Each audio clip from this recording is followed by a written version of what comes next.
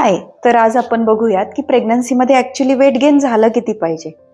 तर जर फर्स्ट 3 महिने असतील तर 1 किलो वजन वाढणं नॉर्मल आहे. मधले जे 3 महिने असतील त्यामध्ये 5 किलो वजन वाढलं पाहिजे आणि लास्टचे जे 3 महिने त्यामध्ये आणखी 5 किलो, म्हणजे एकदम 11 ते 12 kilo weight gain is normal.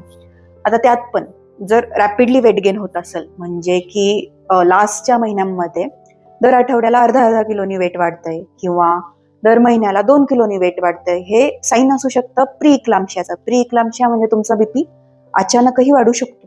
आता हेच जर वजन कमी कमी होत असेल किंवा आहे तसं स्टेबल राहत असेल तर बाळाची वाढ यामध्ये खुंटण्याची शक्यता असू शकते किंवा एक्स्ट्रीम कंडिशन्समध्ये ते बेबी पोटातही वारलेलं असू शकते.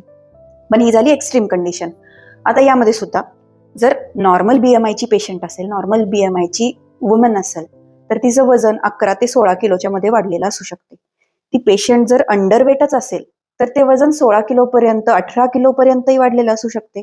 आणि तीच जर ओबीस म्हणजे जाडीनी थोडीशी बरी अशी महिला असेल तर तिचं वजन 7 किलोपेक्षा जास्त नाही वाढलं पाहिजे. आईच्या न्यूट्रिशनल स्टेटसचा फरक डायरेक्टली बाळावर होतो.